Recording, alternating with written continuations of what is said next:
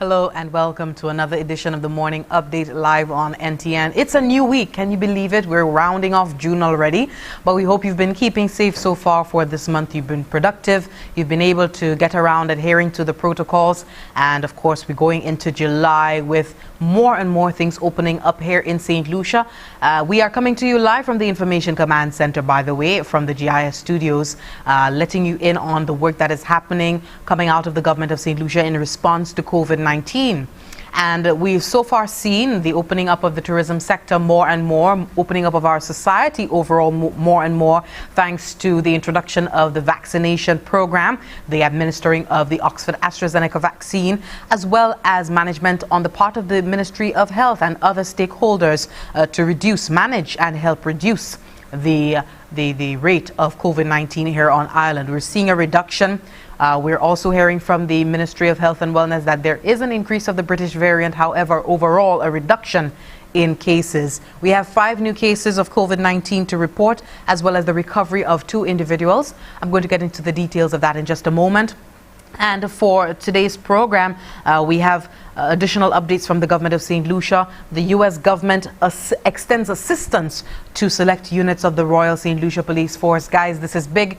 We'll let you know how and why and what this will mean for St. Lucia in just a moment. Also, the OECS commemorates its 40th anniversary with a flag-raising ceremony. We're going to get into that as well. A Friday event happening over at the waterfront, the front of the Graham Louise building, that is their parking lot. And also the Division of Human Services celebrates St. Lucia's latest centenarian. So stay with us. If you're just joining, good morning to you watching on air online, St. Lucians in the diaspora, residents right here. My name is Jessie Leonce, and for the next 30 minutes or so, we're going to get into the latest coming from the government of St. Lucia. Stay with us. We can win this war. Get vaccinated. We're taking our life back.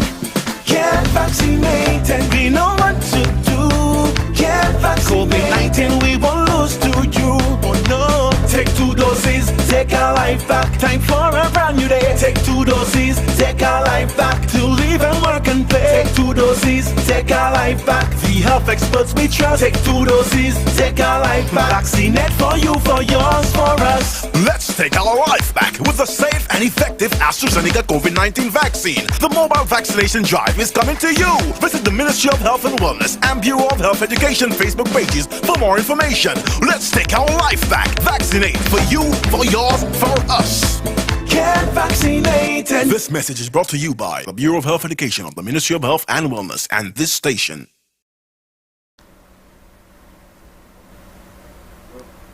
Thank you so much for staying with us. This is the Morning Update live on NTN.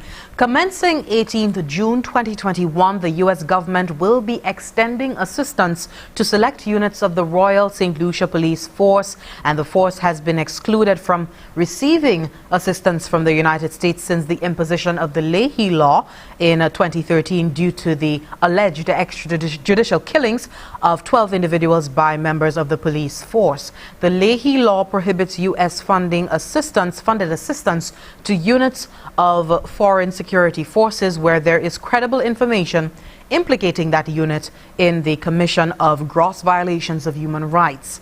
U.S. Ambassador to Barbados and the Eastern Caribbean, Linda Tagliatella, was speaking at a press conference on Friday, explaining that the U.S. government will now be lending aid to select units of the Royal St. Lucia Police Force. We go to our first clip of the morning. After years of review that included consultations across the United States government agencies, as well as coordination with St. Lucia, we have been able to identify a number of Royal St. Lucian Police Force units with which we will be able to resume full cooperation and assistance. This means that those units, such as the Marine and Immigration units, will again be able to enjoy the full benefits of United States security assistance that we are planning to begin as we speak. These units will be eligible for security assistance like that provided through the United States Caribbean Basin Security Initiative. This initiative seeks to reduce illicit trafficking in the region, advance public safety, and promote social justice. Some St. Lucian security units may also benefit from other security assistance programs, such as the professional military educational and technical training courses provided through the United States Department of Defense, state partnership program exchanges with the Florida and United States Virgin Island National Guards, and regular maritime maintenance support through the United States Southern Command's technical assistance and field teams. This is only the first step. We look forward to continuing to expand our cooperation and engagement. An important part of this process is to ensure full accountability on allegations of extrajudicial killings. That was Linda Tagliatella, the U.S. Ambassador to Barbados and the Eastern Caribbean. Our Prime Minister was also on hand, Honorable Alan Chastney, welcoming the decision by the United States government, highlighting how this extension of aid will assist security forces in St. Lucia. The Prime Minister explained that the government of St. Lucia continues to work assiduously to ensure the complete removal of the Leahy Law on the Royal St. Lucia Police Force. Access to the Caribbean Basin Security Initiative and other programming of the U.S. government security agencies, including Southern Command, will allow for, amongst other things, the effective rollout of the Border Security Agency that is being established. Fundamentally, the revision of the blanket policy that denied our law enforcement personnel access to U.S.-funded training is welcomed, and this is a step in the right direction. This administration will continue to provide all the support necessary to the Office of the Director of Public Prosecution, which is charged with investigations into the allegations of wrongdoing. We're also committed to providing all the necessary support to our law enforcement professionals charged with keeping us all safe. Commissioner of Police expressed gratitude to the U.S. government as well, indicating that this support will aid immensely in the Royal St. Lucia Police Force's fight against crime. We are pleased that Your Excellency has announced the lifting of certain conditions of the lay imposition and has agreed that certain departments in the force will be receiving further assistance. That was the Commissioner of Police, Milton Daisy. Of course, the U.S. government now extending assistance to select units of the Royal St. Lucia Police Force. And prior to that, the force was excluded from receiving U.S. assistance since the imposition of the Leahy Law in 2013 due to the alleged extrajudicial killings of 12 individuals by members of the police force. And this Leahy Law prohibits U.S.-funded assistance to units of foreign security forces where there is credible information implicating that unit in the commissioning of gross violations of human rights. We heard now from the U.S. Ambassador to Barbados and the Eastern Caribbean that this will be lifted to a certain extent, offering the Royal St. Lucia Police Force much needed assistance at this time. And this has been welcomed by the government of St. Lucia, the Prime Minister, Honorable Alan Chastney, leading there, as well as the Commissioner of Police, Milton Daisy. That press conference was held on Friday from the Finance Administrative Center in Point Seraphim. We continue with our coverage this morning of the latest word coming from the government of St. Lucia with the Organization of Eastern Caribbean States observing its 40th anniversary, 40 years since the establishment of the organization with the Treaty of Basse-Terre. We have an event that happened on Friday morning. The government of St. Lucia did join in the observance with a flag-raising ceremony at the front of the Graham Louisi building, in the parking lot actually. The flag-raising ceremony being held there, being led by a unit of the Office of the Prime Minister. Take a look. The government of St. Lucia reaffirms its support and firm commitment to OECS integration as the Organization of Eastern Caribbean States celebrates OECS Day, Friday, 18th June 2021. This year marks 40 years since the signing of the original Treaty of Basse-Terre, which established the organization. The treaty was initially signed by 7 member states, namely Antigua and Barbuda, Dominica, Grenada, Montserrat, St. Kitts and Nevis, St. Lucia, St. Vincent, and the Grenadines. Since then, 4 associate member states have joined the organization, namely Anguilla, the British Virgin Islands, Martinique, and Guadeloupe. In St. Lucia, the Regional Integration Unit in the Office of the Prime Minister coordinates and harmonizes the efforts of all sectors in order to facilitate the function of single economic space within the OECS and CARICOM as mandated by their respective treaties. The unit joins in commemoration of the 40-year regional milestone by hosting the flag-raising ceremony on OECS Day. Government Minister responsible for External Affairs, Honorable Sarah Flood-Bobra, pledges St. Lucia's continued devotion to the mandate of the Treaty of Bastyr. The socio-economic ravages of the COVID-19 pandemic and the ensuing struggle for vaccine procurement and equity bring into sharp focus the dangers of insularity and the power of regionalism. For 4 decades, the OECS has acted on the mandate to foster solidarity and facilitate the highest degree of integration possible among member states.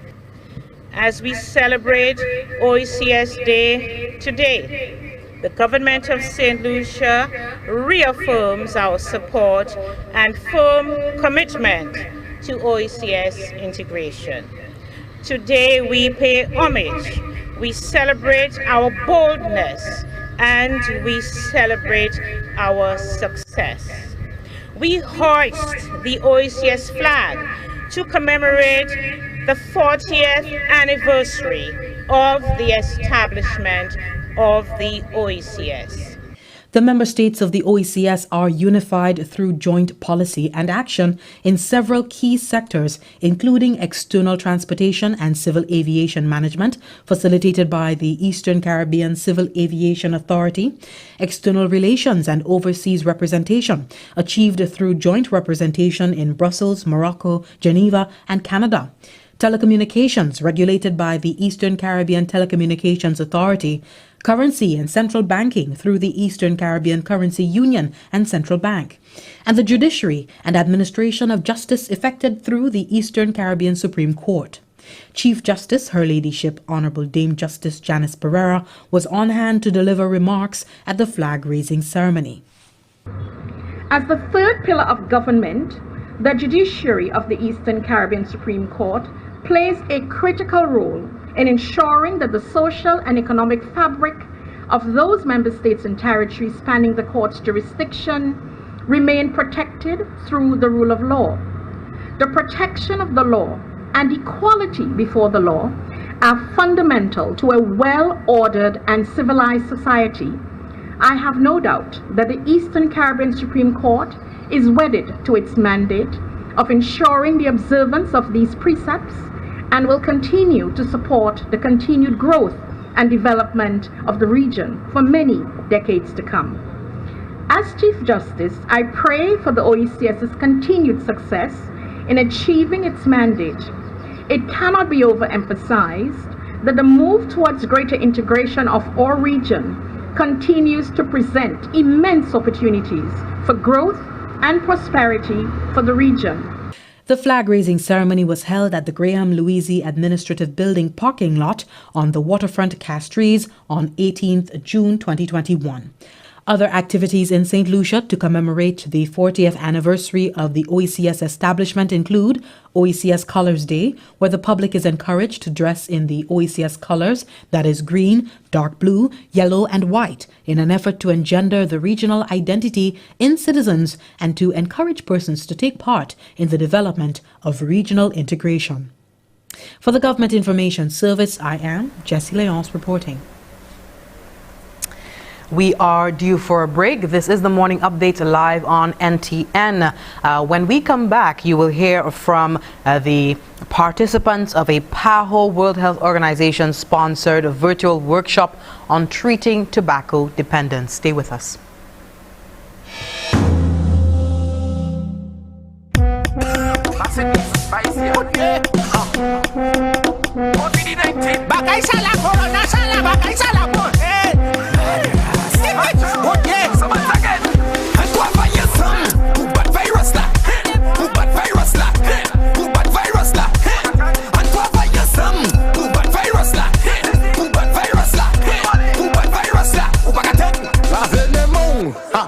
toucher bouchou, pas toucher zio, ouest caillou, ma wepio, protecte famille, quand ça caille trop, ou pas katan, police caille bao. Couvert bouchou avant pousser, avant western et moucher, lavez les mots et chavou blé, west caillou soufflé, soufflé, comment c'est moi qui t'ai oisé, avec quoi mon western papier, toi qu'est-ce que nous camouté, corona carré, yon coup de pied. C'est la mort, hey, pas toucher zio. Pas toucher bouchou et try pas toucher nous. Social distance, 6 feet minimum. For more information, just dial 311. What's the book at you? Please stay at your home. Coronavirus coffee Nico Al Capone. Can what take you even give you diarrhea? Practice good hygiene, corona can disappear. And to fire some, but virus la, but virus la, but virus la. And to fire some, but virus la, but virus la, but virus la. Production.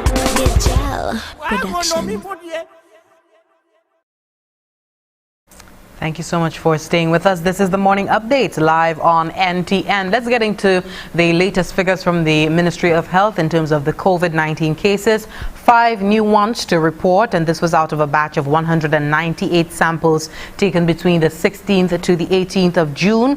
And these newly diagnosed individuals were all seen at various community respiratory clinics island-wide. They were seen, they were assessed, tested, asked to remain in isolation at home until the outcome of their tests.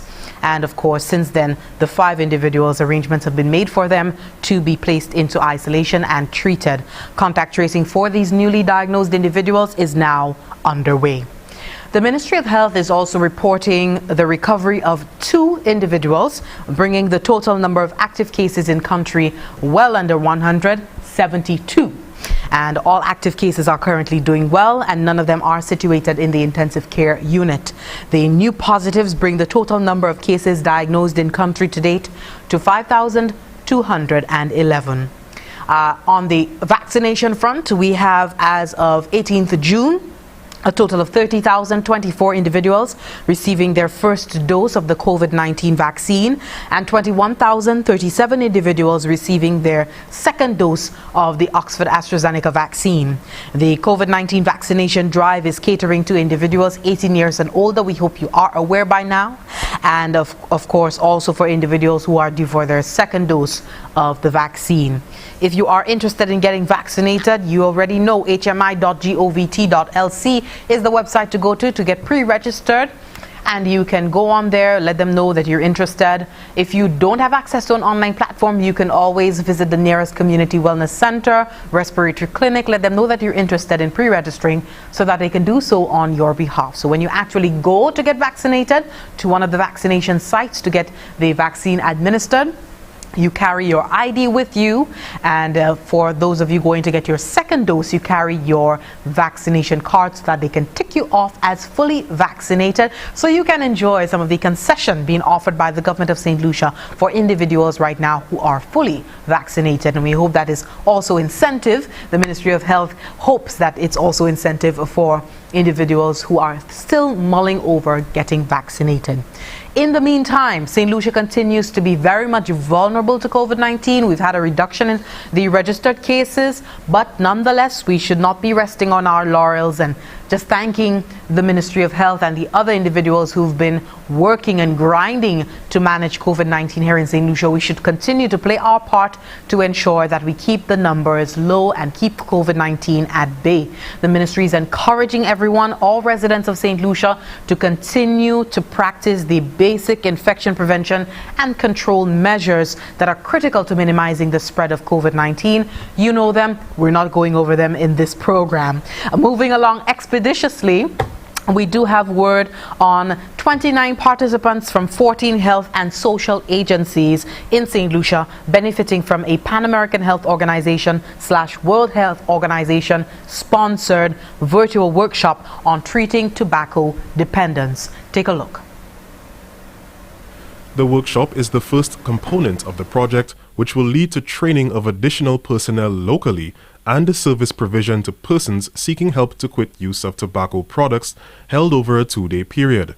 It brought together contributors from the PAHO WHO in the United States, Switzerland, and the Caribbean. Regional Advisor for Tobacco Control of PAHO, Dr. Francisco Armada Perez, reiterated the rationale for the workshop. Tobacco cessation is an important component of tobacco control.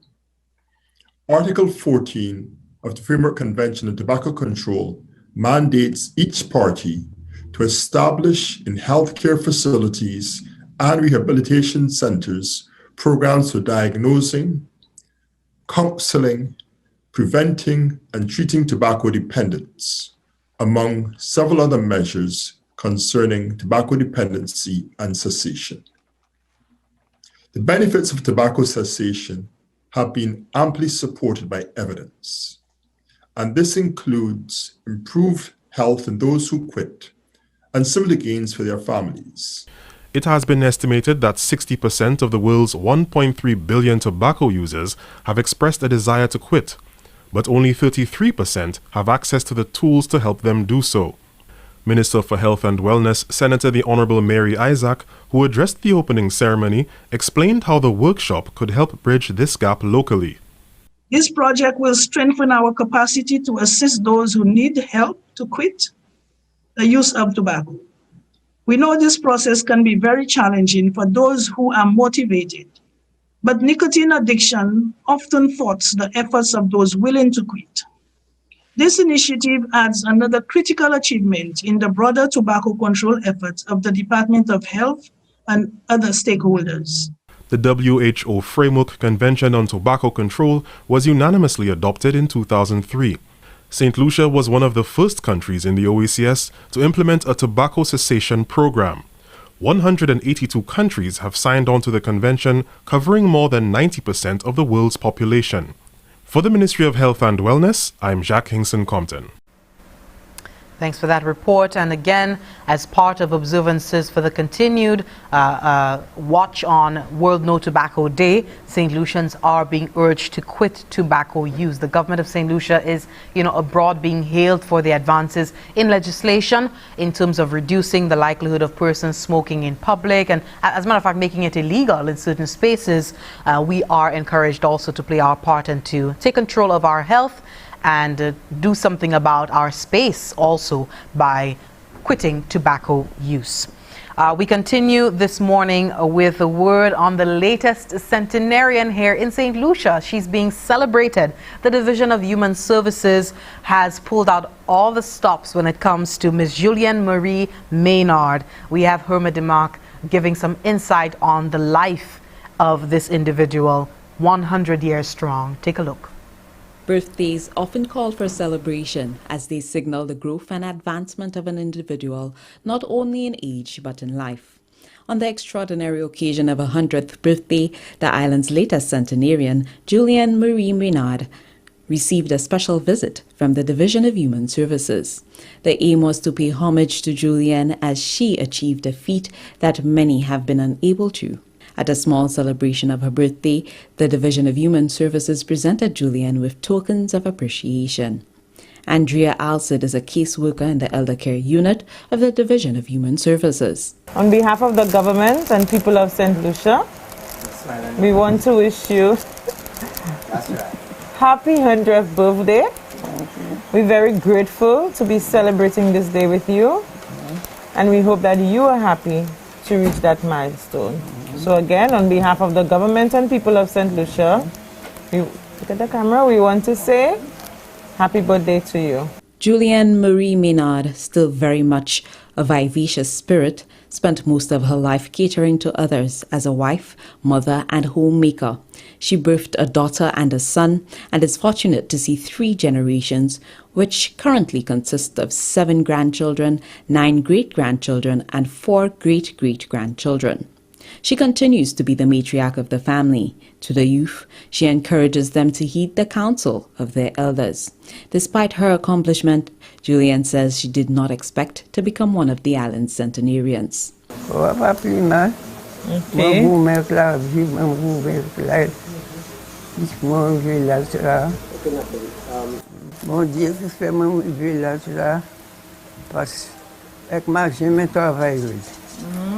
I'm toujours housewife, always. I have six grandchildren, 8 great-grand. J'étais toujours camarade, j'étais toujours à l'hôpital. Je jamais quoi, je vivre 100 years. Never. Mon Dieu fait moi vivre 100 years. Tout est me regarder pour moi. You tout regarder pour moi. Great-grand, all of them. So no regret. Very well. C'est moi-même qui ai essayé de aujourd'hui à pas vivre 100 years. Je ne vais pas vivre l'argent. Moi-même, je vis l'argent, je ne parle pas de tout ça qui est bon. Je ne vais pas écouter. Julian celebrated her 100th birthday on 16th June 2021. From the Government Information Service, I'm Hamadi Mark reporting. Wow, wow, wow. She looks wonderful. My tech was just saying this lady is not 100 years old. She looks wonderful and she's well spoken. Happy birthday, happy birthday to you, Miss Julianne Marie Maynard. And if you know someone in your community, you have a family member who has a birthday coming up where they will be 100 years old, we invite you to let the Ministry of Equity know, let the Division of Human Services know. They are the conscience of the government of St. Lucia, and they will ensure that that person does have a wonderful birthday. It's definitely a milestone to put on record. So happy birthday again to Miss Julianne Marie Maynard. You look wonderful, lady. You look beautiful. You're well spoken. You look in good spirits. Happy birthday. We are rounding up the morning. Just want to leave you with some bulletin information. This morning we have the Department of Justice wishing to inform the public that the services that are being offered by the Department of Justice in the Martex building that's on Brazil Street, the main office, the account section and legal aid authority will be closed on Monday 21st June 2021 and Tuesday 22nd June 2021 to facilitate the deep cleaning of the building. And the Department of Justice is grateful for the public's kind cooperation and regrets any inconvenience caused. It does look forward to resuming normal service on Wednesday 23rd June 2021. So please take note of that. Monday, today, the 21st of June, and tomorrow, Tuesday, the 22nd of June 2021, there will be deep cleaning of the building, that is the Martex building on Brazil Street. So the Department of Justice is letting everyone know that their main office, the account section, and the legal aid authority will be closed to the public. Please take note.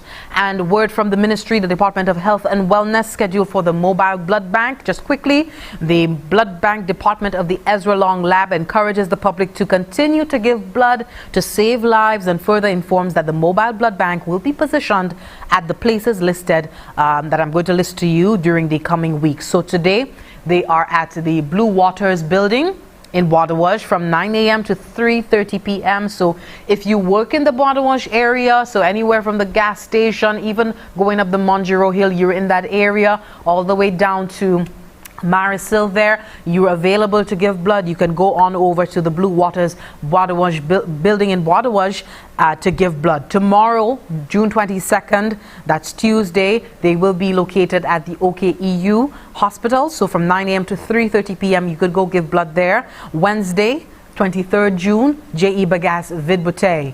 Go give blood, 9 a.m. to 3:30 p.m. Thursday this week, back at OKEU Hospital, 9 a.m. to 3:30 p.m. And on Friday, the 25th, you can go give blood in the William Peter Boulevard, a nice central location to accommodate. Of course, go online, Google what you need to do before giving blood, yeah?